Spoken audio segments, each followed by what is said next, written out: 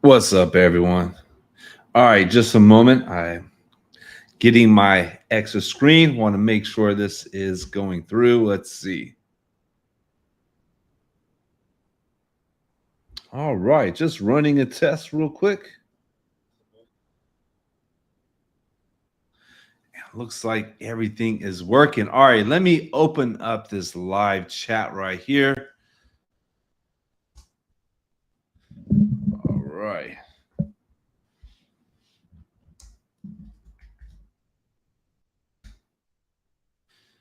All right. Hey, Charlie, what's up, man? All right. Wow. All right, Plurab, what's up? Hey, how you doing? So good to see you both already. John Francois. Okay, I hope I'm saying it right. It's a late night. Please forgive me. I'm terrible at pronunciations. I live in Thailand, so you should see me trying to pronounce names here. It's a bit of a challenge. Swati Cup, Charlie. All right. Dope, dope, dope. So it looks like we're getting a better start. This new software I have been starting to use looks like it's working pretty good, except for that little screen sharing hiccup last year.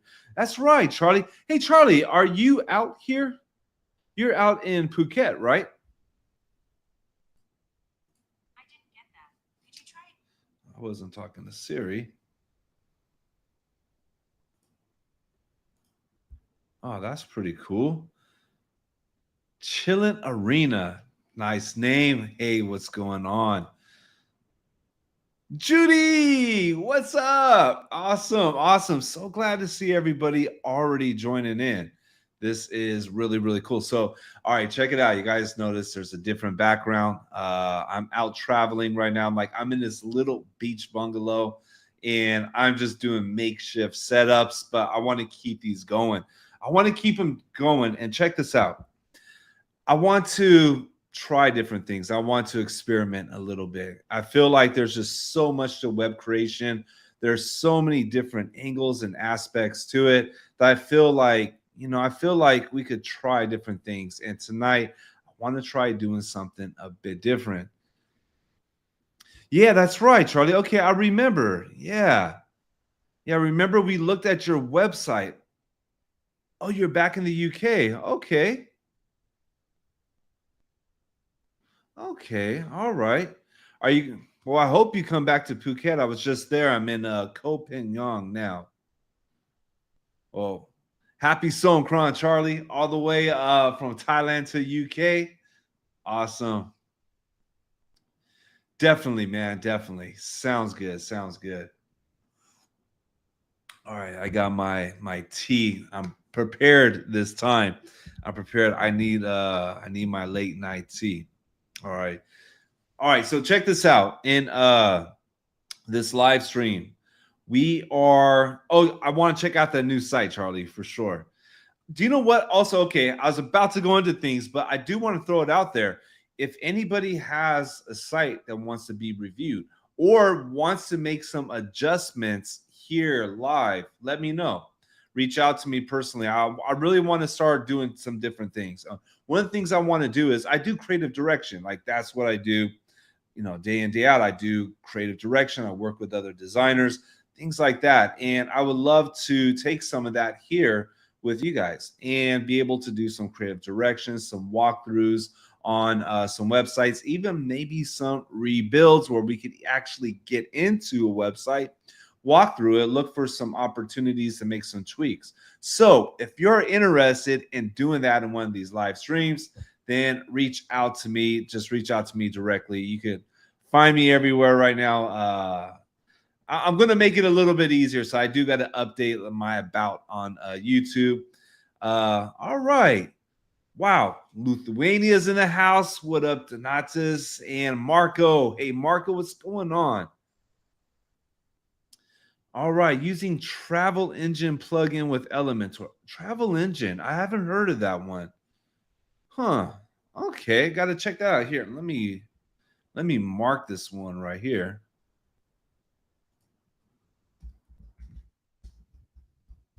All right, I got that marked down. I got to check that out.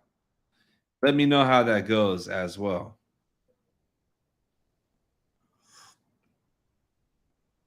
Yo, Malcolm. Wow. Again, UK. Awesome. Awesome. Wow. This is really dope. Hey, really quick, did you guys check out what I put today on Facebook? I don't know if you guys saw, but in the last week I was doing something. So uh recently completed a big project I was working on. It's a course for designing with Elementor, and it was really big. It was 4 full months. Like it was just full on, and like it's something I've been wanting to do for a while. So I completed it, and I wanted to do something special for the launch. But what I wanted to do was I just wanted to share some stuff, to do some giveaways. And originally it was just going to be like, okay, let's do a week and have a little bit of fun. But then it started to snowball. I just have this thing in me where I just can't do things simple. I don't know. I wish I could sometimes. I'm also glad that I don't. It's just who I am. But, like I kept trying to take it to the next level. Well, we ended up doing a raffle here. Let me share this link right here, just so that way everybody could get a chance, because we got some pretty dope stuff, some pretty dope prizes inside of it. Let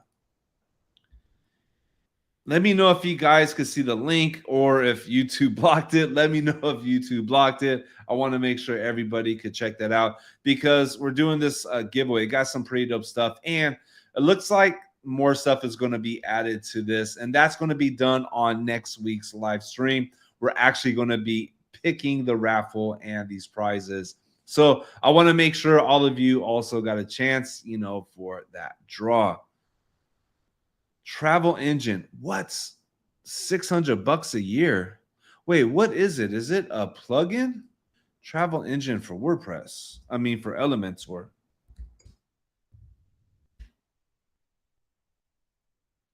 What is that?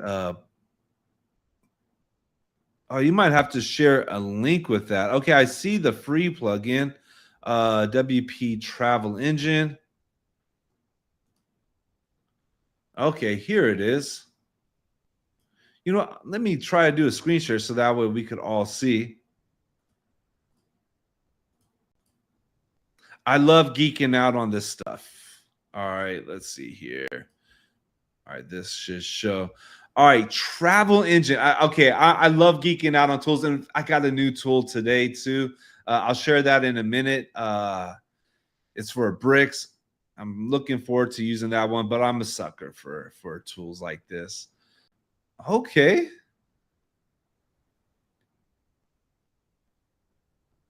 All right. And you said the pricing was 300. Woo.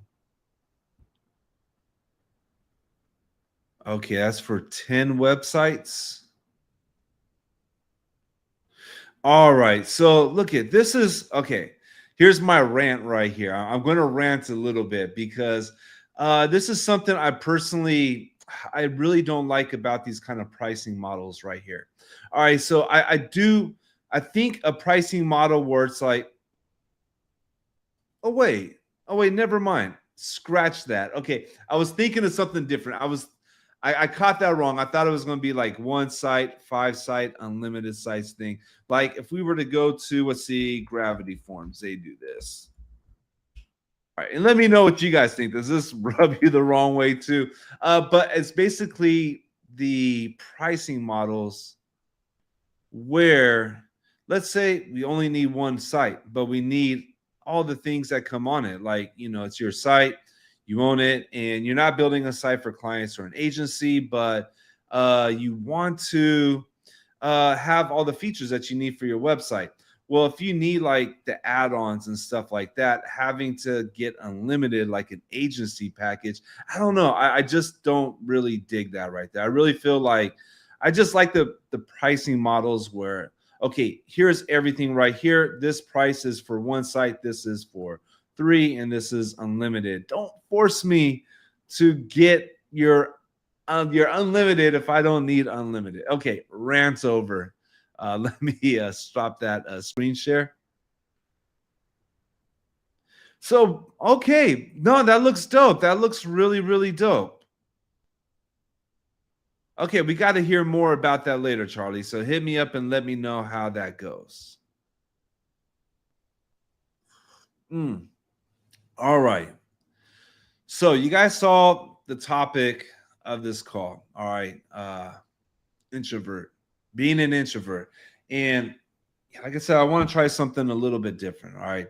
So we're going to keep this open. You guys got questions, you have something, you want to ask, even something you want to share or anything, go ahead and drop inside the comments. We're going to keep stopping. I want to make sure this is fully engaging. The reason why I want to do these every single week, I want to open up this space for communication, for connecting, because I feel like we do a lot of this alone. I know myself, I did a lot of this alone, especially in the first few years.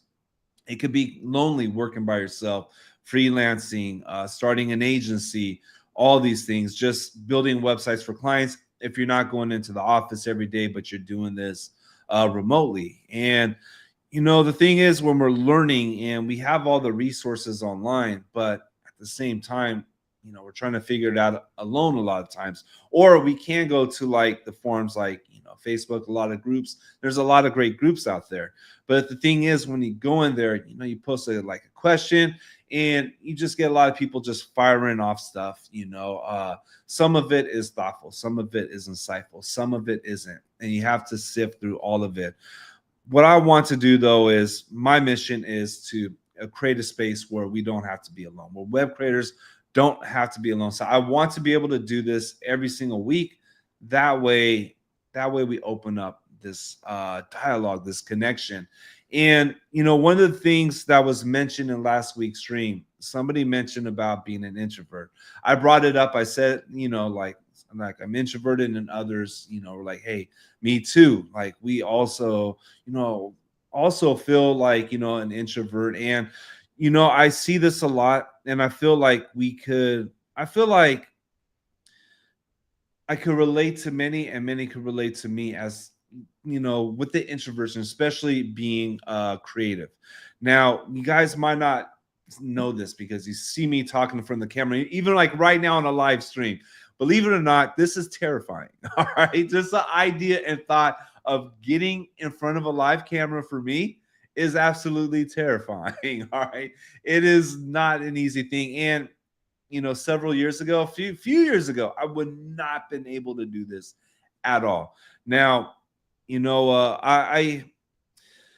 I've recently opened up about my past. Like in the last year, I've opened up about, how I got to where I'm at, what I've gone through, and, where I am at right now.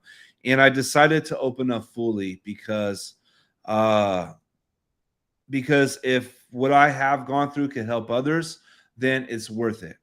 And all right, so I barely learned how to use a computer 7 years ago. I had no idea.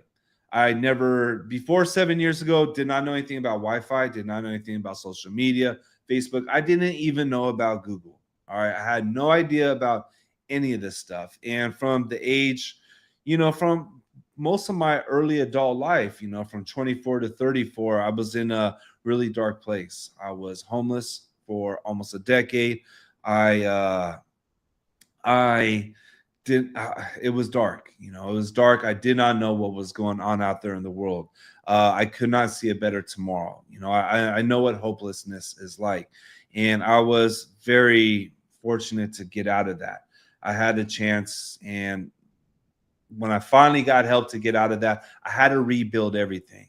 All right, I had to rebuild myself. I had to learn how to look people in the eyes. I had to learn how to have dialogue and converse, because I lost all that time, so many years in that dark place. God, I lost it all. About 12 years ago, I had to start over. And ever since I was young, I was always shy. I was always introverted. It was hard for me to talk to people. It was hard for me to connect with people. And when I had no choice this time. I had no choice. In order to get better, I had to learn how to do this. And it took a lot of walking through uncomfortability. Now, I learned that, and I keep walking through it, and I still am. And it's an ongoing process. Doing this as a web creator and working with clients having productive meetings, having discoveries, strategy sessions, being able to be a leader in a team and in a company. All these things, it took a lot of work. And I do believe that this all could be learned and taught. I believe that it could be developed. You know, I love business development. I love it. And I joined business development groups and I went all in on it. First, when I started creating websites, I love just building websites. I love learning front-end development, WordPress, design. But then I went into business development because I knew that in order for me to grow and get to another level, I needed to understand the business side of things. When I got into that, what I found out was business development was mostly self-development. It was going in, it was working on the limited mindsets, the limited beliefs. It was learning how to walk through more uncomfortability, even when I want to withdraw and go to my comfortable place, which is just by myself and, you know, like behind the screen, to get out of it. And, you know, I just want to put it out there to let everybody know that, you know, you're not alone with it. And this could be something that you could work on and to grow on. Now, real quick, I want to catch up on the questions. If anybody has a question, and if anybody, check it out. Does anybody here have a challenge talking with clients and prefer to just do emails with clients instead of actually having face-to-face Zoom calls, talking about a project and so on? If you do, drop it inside the comments, you know, just to let us know we're not alone. All right. Because for me, for my first years, forget about getting on a call with a client, especially talking about it. And, you know, like I'm inside these like business development groups and I'm learning from people that are saying, hey, you got to get on a call and right away you got to start talking about money. That is, I mean, all these steps are really hard. I don't want to push anybody to jump too far too quickly. It is gradual steps, but I do have some tips on how to take those gradual steps. Pez, I hate emails. Yeah, I know. Okay, I just got to highlight that. Pez, I know. I do now. I used to love them. All right. I used to love them. But I cannot do a project anymore now without a live call, without a phone call. Man, in a live call, like, okay, if you are just doing emails right now, first, I'm not going to knock you. You could be very successful doing it, but you could be doing a whole lot more. You could fix a lot of problems by being able to learn how to talk and communicate with clients on videos for a lot of things. All right, Pentola, good to see you too. Good to see you too. Okay, I'm just catching up on the comments right here. All right, so here's the thing. When we are just, you know, not being able to talk to clients, we're missing out on a lot of opportunities. First off, have you ever done a project with a client? You had a client, they said, hey, this is what we want, A, B, and C. They give you this big, long dossier of like, this is what we want. And you go out and do it. You get 50% payment for it. You start the project, you finish it, you send it over to them, but then the client disappears.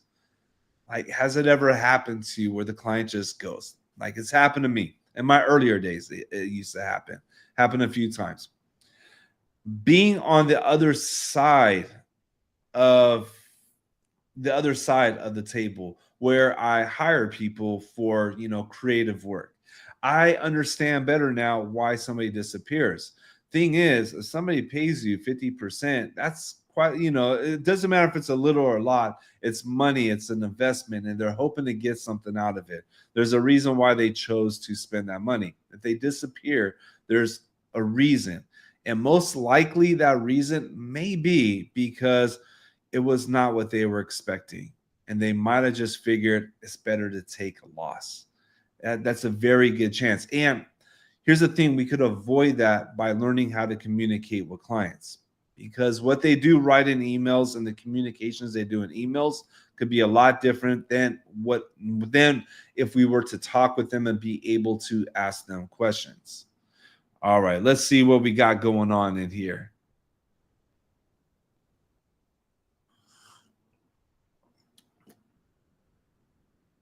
All right, this is the question right here. I'm really glad Jean Francisco brought this up. I really am. Said going by emails and LinkedIn connection and not being able to use the proper words or sentences to get the attention of prospects. All right. I've seen this a lot. I've seen this a lot from non-English creatives from non-English speaking countries, worried about not being able to speak proper English, not having that language gap, that language barrier right there. And I could say that I've worked with many awesome people from different countries where the language barrier was not really there. I live in Thailand. I work with Thai clients. All right. Like sometimes I work with clients and they don't understand what I'm saying. And I barely understand, but we sit there and we figure it out. And the thing is, there's this mutual respect that happens. There's this connection that happens. And there's this understanding. Now, nobody's looking down if somebody can't speak English properly. That's not going to happen. What people want when somebody is hiring a creative and they're hiring somebody to come and build a website, they don't want to worry. They just want to know that, hey, they got the right person. That person is going to deliver and they don't have to worry. They probably got tons of other things to worry about. And the last thing they want to worry about is this problem. They don't want to have to direct it. They don't want to have to go back and forth and it to be a big old headache. So that whole language barrier, that's not a problem. That's not the issue. I believe that is something that we could put on ourselves for something to hold us back, because I got tons of reasons for me to hold myself back if I allow myself to do it. I had at least 5 reasons to not do this live stream tonight. 5 reasons at least. I could go off the top of the head. I was already thinking of reasons to talk myself out of it. I stuck with it because I'm committed to doing this. And I was just like, hey, I got to walk through it. This is part of the uncomfortable growth.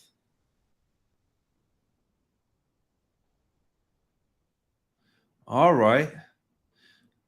Let me catch up over here. Anthony says he had 2 clients that paid 50% in return 2 years later to complete the job after going to 5 and realized the work was far greater. See, why would the client pay 50% and leave? Most likely the client didn't know what they wanted. They maybe had an idea, but like they're trying to get that, they probably weren't ready yet, and they needed to move around and figure stuff out. That's what that sounds like to me. I'm just guessing here, but I'm guessing that maybe that client wasn't ready, and possibly having a deeper conversation with the client maybe could have maybe could have helped them out so they didn't have to leave and waste 2 years. Because imagine that, 2 years, man, what kind of business did they lose in 2 years? What did that really cost them? There's a lot to it, but it's little tiny steps. Now, Ruben, what's up? It's okay, man. It's all right. It's late over here too. That's why I got my nighttime tea. And you guys gotta forgive me. Sometimes I start rambling. All right. That's it too, Anthony. That too. They were being cheap. All right. Yeah, that's a big problem as well. See, they don't know what they want. They don't know that they need to invest. They're being cheap. Yeah. Well, I hope you charged them a whole lot more when they came back. And yeah, Andrew, Andy, what's up, man? All right, phoning people always.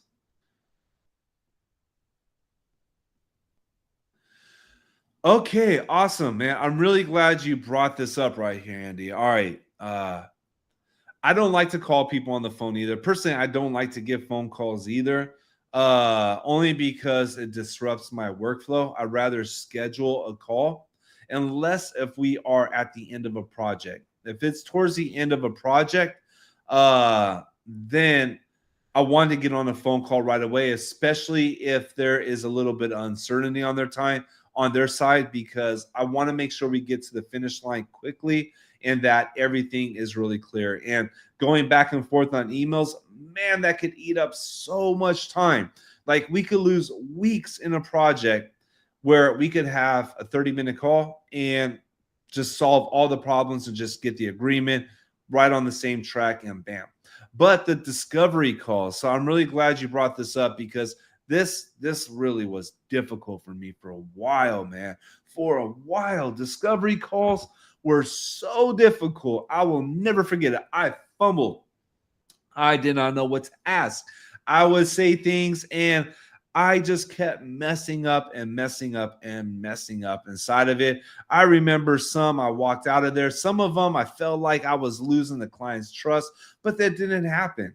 You know, even though I felt like when I got out of a discovery call, client, even though I totally botched it, even though I messed it up completely, I felt like I lost their trust. They're probably thinking to like, who do they hire? But that didn't happen. Like they continued like they were on track, you know, they still trusted. Then all of a sudden, out of nowhere, I'll never forget this. I had a discovery call with a client and it just went so smooth. We're on point. Bam, bam, bam. Everything was so smooth. And I got off the call. It was like 30-minute call. And we were good. Like everything flowed. And when I got off the call, I literally had goosebumps. I felt this rush, like, whoa, how did that happen? Like it just, the right questions came out. Like everything was right there. I could tell this client was looking at me like an expert. And you know what? That all just came from practicing over and over and over. It's hard the very first several times, not even a few. It's going to be hard for a little while, but every single time it gets better and better. Now, there's all kinds of definitions of what an expert is. Blair Enns, he defines inside Win Without Pitching Manifesto, he defines an expert as somebody who knows how to ask the right questions. And when you're inside a discovery call, we're looking for a few things. All right. The most important thing we're looking for is a problem that needs to be solved. Like that's top. Like listening. What problems does a client have? The client's going to come and say, "Oh, our website sucks. It's slow." Da da da da. They're going to say all these surface problems, but what are the client's real problems? What are their real pain points? And inside of the discovery call, I got to try to discover those. I got to dig down. And the only way I could dig down and find those is by learning how to ask the right questions. It took a while, but this is what helped me out to get there. All right.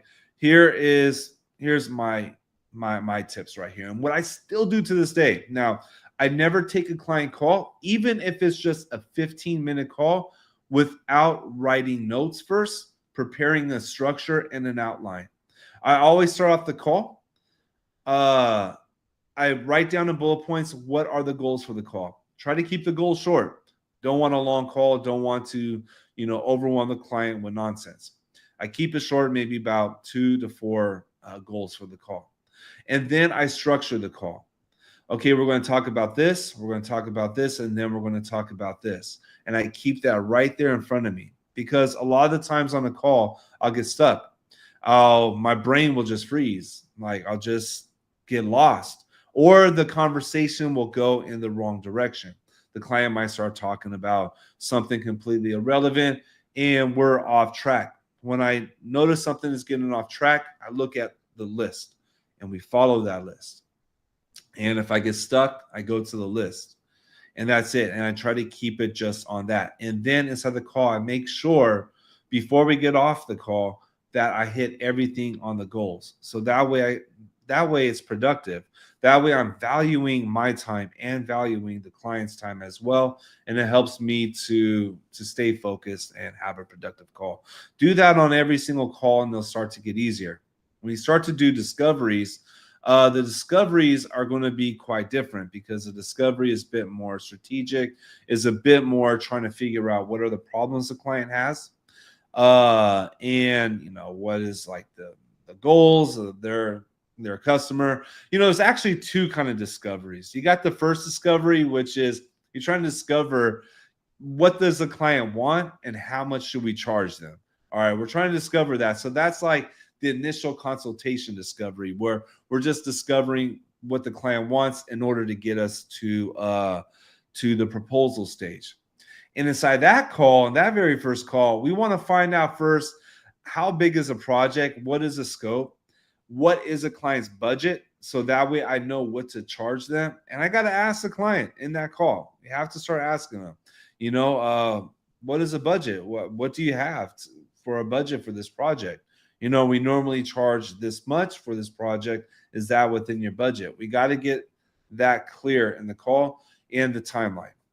If we get the project, then we schedule the discovery, which is the strategy part of the call. That way we can make sure, that we're on track and that we're going to help them succeed.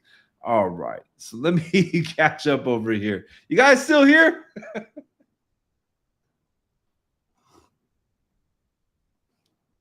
What does Pentola say? Solution is to work with their worst content so that they see it, that they get annoyed and they rush to fix it.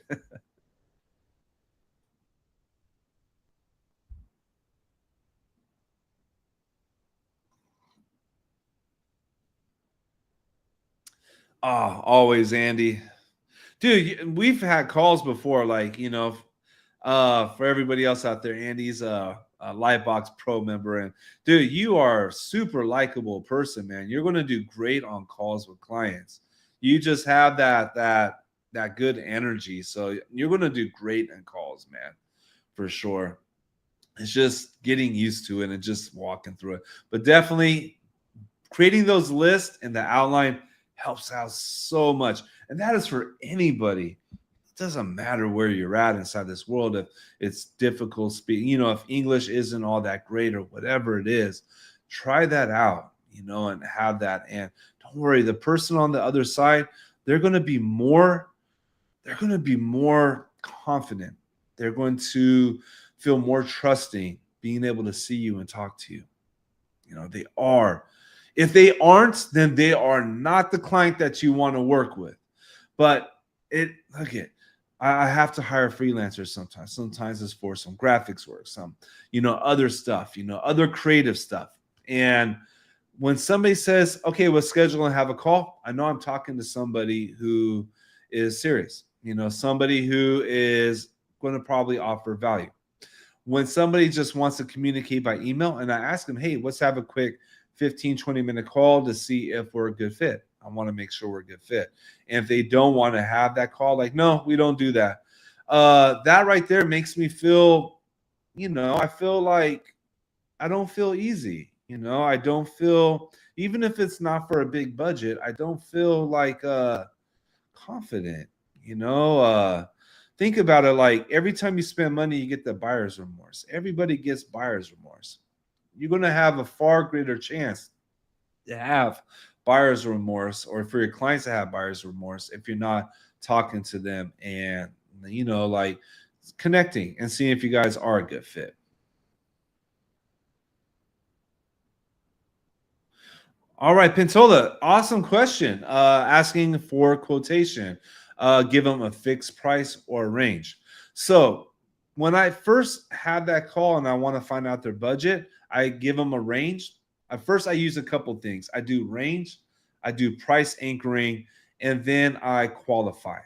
So my flow is, first I listen, I'm writing down my notes, and I'm writing down how big the website is, getting kind of an idea about the company, about the business. Does this potential client seem like they might be like a new business, like it's just them, or is this like a company? With all of that, I'm listening. And when it's time and I got kind of an idea, sort of an idea of the scope of the project, the size, that's when I drop it on them and I want to ask them about their budget. So I tell them that, normally we charge about this much for projects about this size, but it could be anywhere from here to there.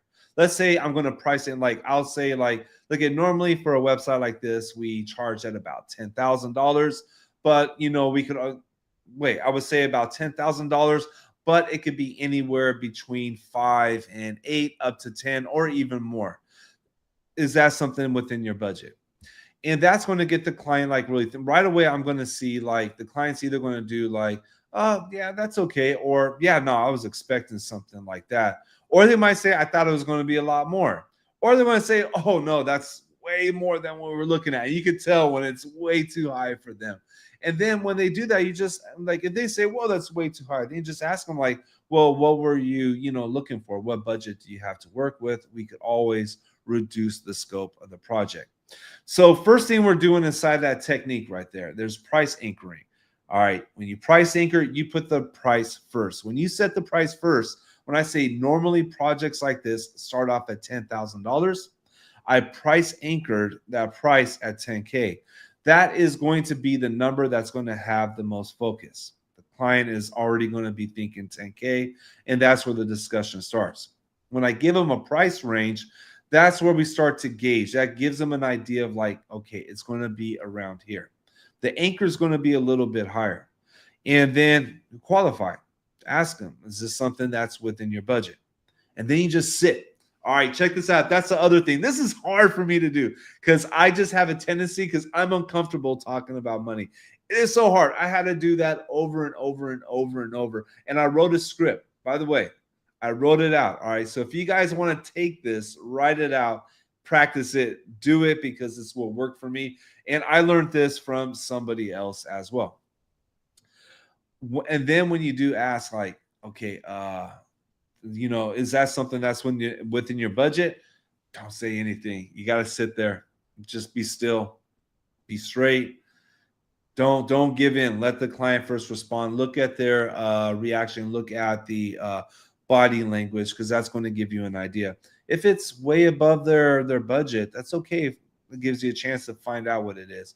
It's better to do this than to take all the time on a proposal and not hear back from the client, wasting your time, or to put together a proposal and then the project be a lot bigger, and you could lose out on earning what you should be earning.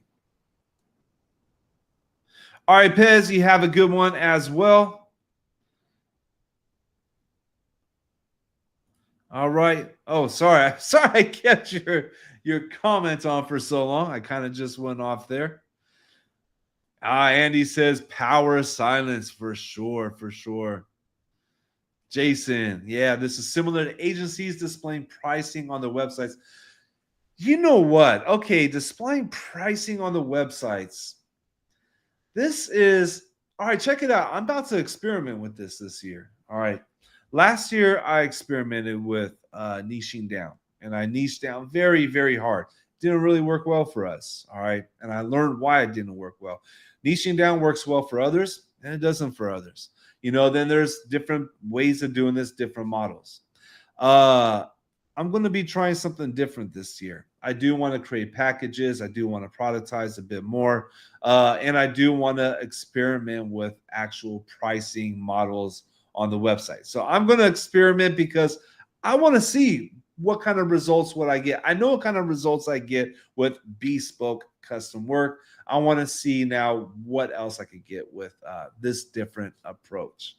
Does anybody else do that? Does anybody else here put prices on your websites?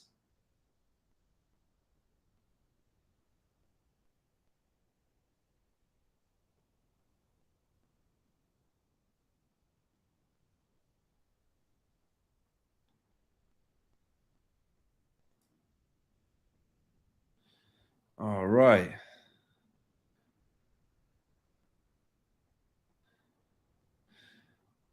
Pentola, yeah. I mean, you're right, man. I can't say either if that's the right move or not. I kind of feel like this is going to be up to you. I know some agencies that do have pricing models on the websites. They're absolutely killing it. I know freelancers doing it. I'm talking about making very high six-figure incomes. All right. Like, I got a mate that does just Divi websites. That's it. His prices aren't that high. He has packages on his website and he crushes it. Very high six-figure income. It works for him. I think what it is having your own business model and finding out what works for you. Refining that business model. I mean, there's not a one fit size, it's not a one size fit, for all for a web agency or a freelancer.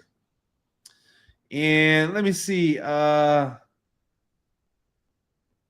right, Jill Anders has a question. All right. First off, thank you so much, man. Thank you so much. So, what is your experience with companies that value their own products and service? Do they also value? Oh, okay. It's getting cut off. It says, do they also value your work equally? I mean, that's a good question. We want to work with clients that do value what we do. A good way you're going to find out if the client values you is first, are they going to pay what you're asking for? Or are they going to try to ask for discounts or something like that? But also, just I think it's in the partnership, like it took time for me to work with clients that value that where we have that equal value where they are valuing what we do, and it's different. It feels more like we're working together. It's not like like do this, do this, do this. You can see how it is in the communication. So ideally we want to partner with someone who values us equally, and look, if you charge higher prices, they pay for it, they're going to value it.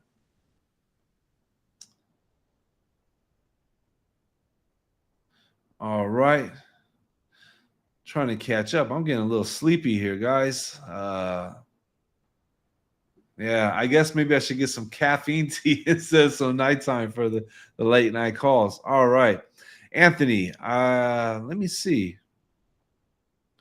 He says, I do somewhat asking them what their budget is and start at a certain minimum range. All right. Try this. Try starting at a maximum range. Anchor higher. You'll get more. For sure. No doubt about it. Set higher prices, start there. They want to go down more, reduce the scope. That's it. You're going to earn more. Jason, I often thought if prices are displayed, either exact or websites from, it still comes, they might feel, okay, this is cutting off. Then they're prepared to pay that amount. See, that's right. I mean, look, I want to test with that also, but I think if you put your websites are $10,000 on a website, client messages you for it, they're going to be expecting $10,000 website. So that could be a bonus. The negative is don't put $100 website on your website. Don't do that right there because you'll get the wrong kind of clients. All right, I'm going to start clowning around. Cloudflare stream video. All right.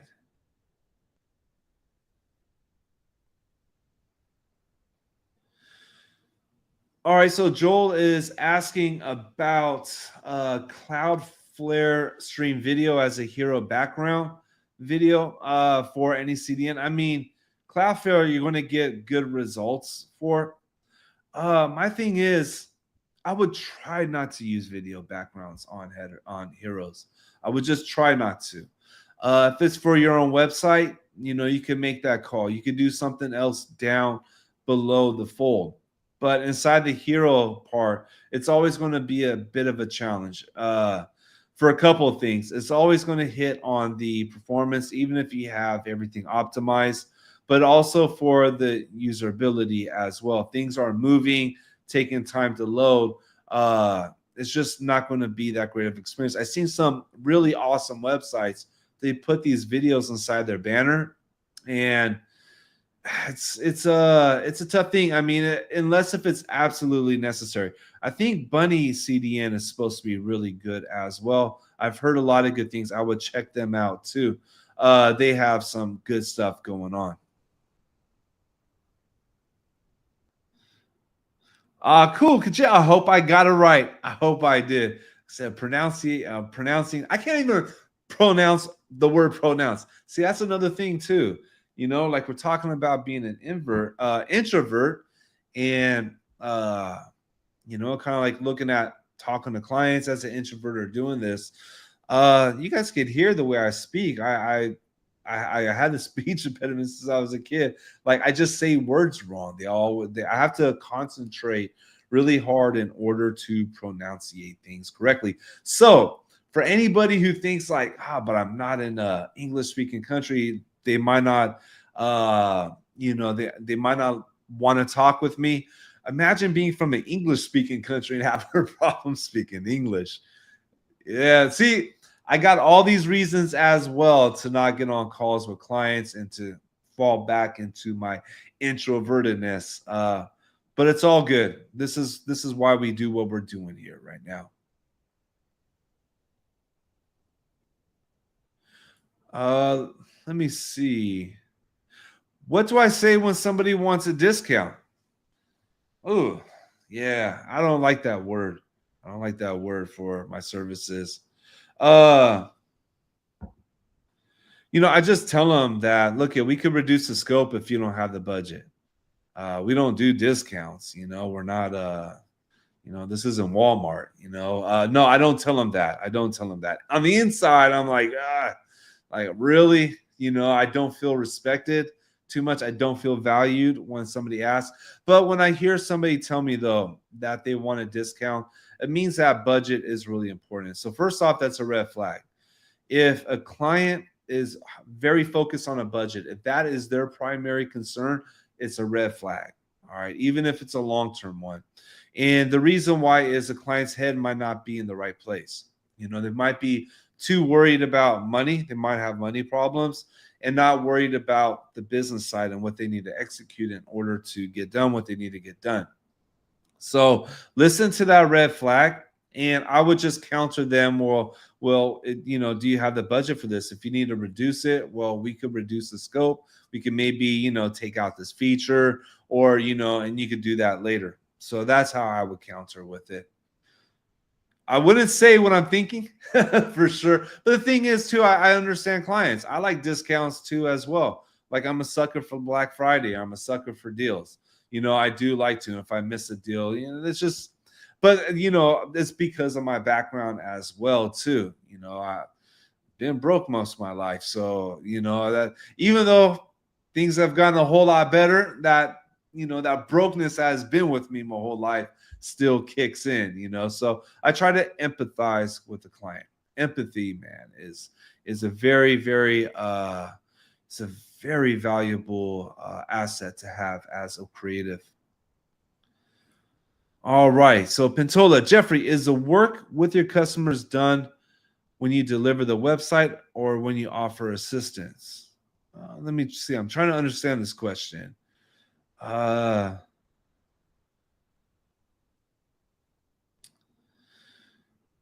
I might need this question rephrased right here. This all sounds like work. I mean, all of it is work. If I'm assisting a client, okay, you might need to rephrase that. I'm not sure. And I'm just kind of tired right now. So, yeah, if you could rephrase that one, I'd love to come back to it. Okay, Anthony. So yeah, the lower range. Okay, I got it. All right, by minimum range, I mean to say that is the lowest I'm willing to start. All right, that's awesome, man. I'm glad you brought that up. Does everybody here have an MLE? Do you know what your MLE is? The minimum level of engagement. That is the minimum that you would take a project for. Got to have that. Set that number. If it's anything is below that, it's not worth the time, because here's the thing. If we take projects that are below our MLE, we do that, it's going to take away opportunities that we could be doing for another project that could have the right budget for what we need to carry on our business. All right, guys, you know what? I'm kind of draining out right now. So with that, I'm going to be wrapping it up. If anybody has any questions, drop it in. I'd be glad to help out. And look I just want to end it. I wanted to open up a bit, and I'm probably going to be doing it more because, the reason why I started doing this originally, I always want to create tutorials. I learned a lot. I'm grateful for everybody that has done tutorials because, learning how to build websites on my own, learning how to be a front-end developers, self-taught, it couldn't have happened if people weren't creating content and helping. If there weren't places like Stack Overflow where I could go and find problems, or in places like YouTube where I could learn and follow tutorials. That helped me out, and I wanted to do something always to give back. But look, I'm terrified of this. Being out in public, speaking in public, being here on lives is It's not easy for me. It's very, very difficult. But to me, it's worth it walking through that difficulty. And what started this was when COVID hit, when everything shut down in 2020 and we're locked in. I saw what was happening and I felt people's pain. And because of my own past and, going through being homeless, like I know starvation. I know what it's like to not have food for long periods of time. I know what it's like to have no hope, to not being able to see a better future. I know what it's like to sit down and give up on life. And I saw that happening. I saw and I felt people's pain.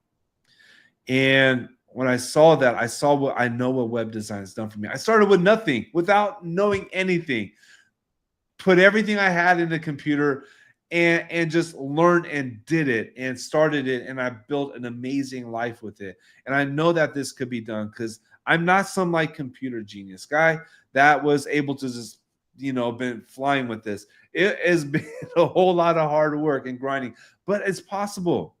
This is possible. And so when 2020 hit and all that hope was just lost, that's when I started the building businesses building businesses with Elementor group. That's when I started doing calls like this. We started doing live calls, group calls. We started doing things to help out people who wanted to change, who had no choice but to change careers and do something different. And that's when I started creating content, building communities. And I wanted to do this because I believe that this could be learned, that with hard work, dedication, and a bit of obsession, that a career could be built in web design. And so I don't know where I'm going with this right now, but I want to open up more because I know that there's still a lot of people out there that, that are struggling, not knowing what to do, unhappy with where they're at, not knowing if they could do anything else. And I want you to know that you can. You can. This guy can do it, man. You can do it for sure. All right, with that, is there any other questions right here? Let me check real quick. Yeah, it's all good, Pentola. All good. All good. I hope I'm saying your name right. Okay. Pentola is about a browser inspect function for a web designer. Okay, I'll come back to that. But I do have one. Check out Hoverify. All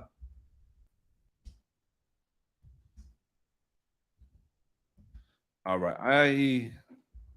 Hoverify? No, just Hoverify. All right, drop that inside the chat right there, Pencil. That one's for you. That's what I use as dope for inspecting. Let me see. Kajel says, do we have mandatory trainings for clients after the project is completed? Okay, all right, cool. That's a great question right there. Mandatory trainings with clients after the project is completed or offer that as extra. First, I am focused on trying to get the client on our maintenance plans. All right, that's always a top priority and a goal for every single project. We want the client to be on our maintenance plan. All right, maintenance plans is what helped me to scale my agency. I was stuck for a long time, but doing maintenance plans and getting that recurring revenue is a game changer. It'll give you a whole lot more freedom financially. If the client wants to do things on their own and they don't want to be on our maintenance plan, that's all good. It's training is extra. All right, I'm charging for it. That is time. That's me sharing my expertise. And then also, we don't know how quickly the client is going to catch on. I try to avoid trainings. I really don't want to do too much trainings with clients because I really feel that if a client needs training, they're not focusing in the right areas. They should be focusing on their business, not on playing with their website. They should get somebody like us to help them out. That way they could grow their business.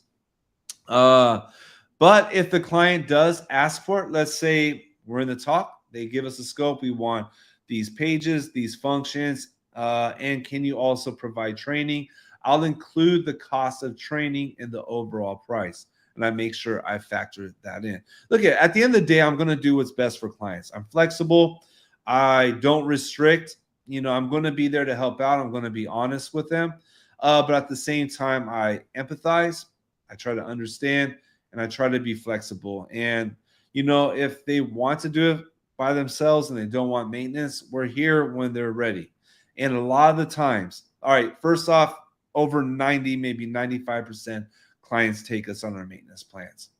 The remaining few, the 1 out of 10 that don't, half of them usually come back soon and say, yeah, can you go ahead and take this over? Because they'll come back and they'll ask questions. A lot of times if a client doesn't, the client says, just train us. We don't want to do maintenance or pay monthly. They try to do it on their own. Most of the time they're going to come back and say, hey, this isn't working. Hey, we did this and it broke. Hey, and that's when you just got to say, hey, look, I'd be glad to help out. This is really good for you to take us on our maintenance plan. That way we can help you out. And usually they'll sign up for it because then they got to see the value. Give them the chance to see the value. How do I convince a client to get on the maintenance plan? Good question. Pitch it from the very beginning. Right off from the very beginning. Don't wait till the end of the project or anything. Right from the very beginning in the proposal, say we got maintenance. We take care of the hosting, the security. We take care of your updates, backups, all that stuff. We make sure your website's healthy, fast, secure, and you're good to go, and you get support. Sell them on support. Support is the big one, all right? People want support. All right, and Niels asked, let me see. Oh, that's awesome. I'm so happy to hear that, Niels. Oh, awesome. I'm so happy to hear that. I love hearing when somebody's starting a new web design business, especially a creative couple. That's awesome. I hope I didn't miss any questions. I want to make sure I catch everything, but it's not letting me scroll up.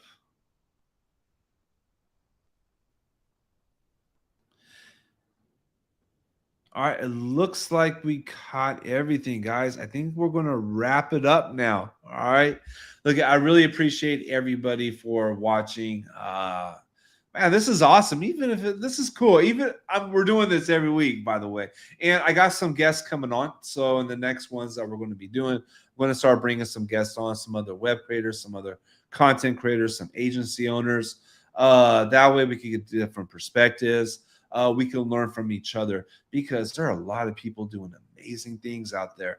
And like what we discussed earlier, there's not a one size fits all. Some of us do well putting our prices on our website. Some of us do well doing custom bespoke projects. Some do well productizing and using the website as a service model. I want to start diversifying the information that you're getting, so that way you can see different, what works for different people, and that way you can see what works for yourself. But most importantly, give you all the chance to engage with other people that are just really crushing it, got a lot to offer, a lot of value to give. All right, let's see here. Happy Songkran, Charlie. All right, ready to go play Songkran. Oh, thank you, Michelle. Awesome. I appreciate that. Anthony asks, is there a difference between maintenance plan and support plan? I know for me, support is one of the biggest values in the maintenance plan. The maintenance plan is automated. It handles itself for the most part.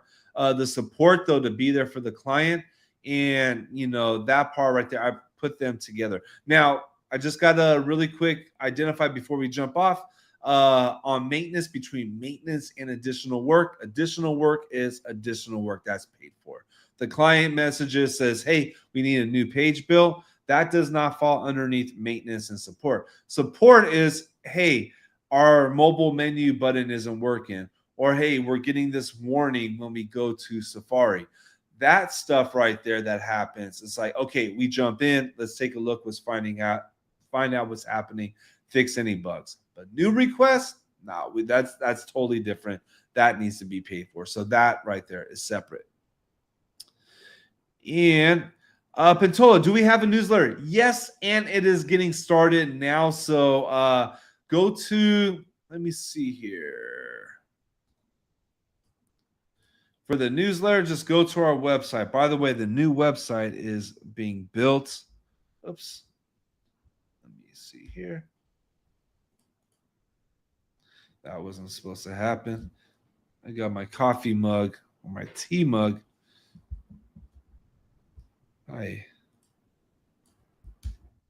There we go. You go to our website for the newsletter. So we're gonna start putting some more stuff, some more content, a lot of updates. There's been a lot of updates happening in the WordPress space lately. There's always some, but there's been some really awesome stuff. ACF, new 6.2, a lot of security stuff going on. So definitely check out the newsletter because I want to start keeping everybody updated with all these.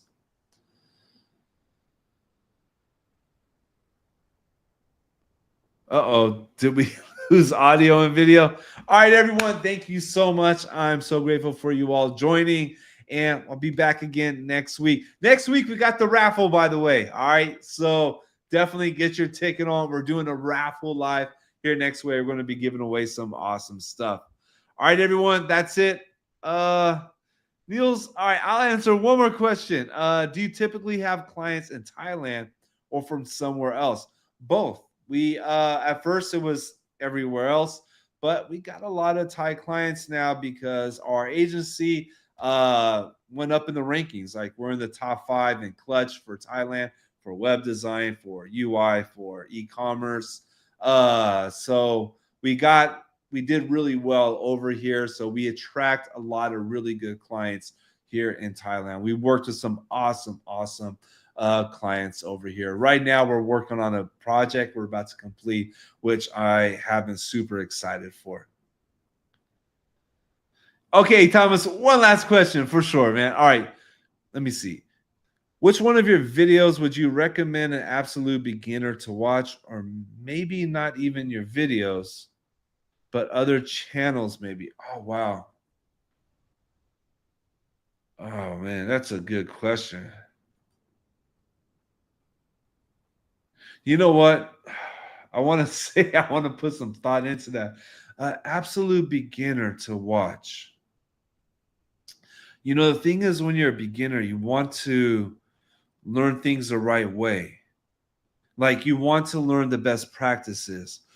Ah, I can't say right now. Let me put some thought into that. Let's circle back to it next week, man. Let's circle back. I want to put some thought into it. I do want to leave you with this, though. As a beginner, this is what I learned, what helped me out. My first mentor taught me this. I was trying to learn so many different things. I was trying to learn a bunch of different coding languages. I was trying to learn all this stuff. And my first mentor, he was an old school web developer. He just laughed at me. And he just said, dude, he's like, choose one thing and master it. Choose one thing and master it. And I did that. And that was the thing that changed my path. I chose CSS. That was it. I obsessed over CSS. I mastered it. And then it went to design. So I think we got to go into that a little bit more. I'm going to table that, all right? Thomas, I'm not going to forget about it. It's going to be on my mind. I'm going to table it and put some more thought into that. All right, everyone. All right, cool. Hey, thank you all. I really appreciate you all for being here, and see you guys next week.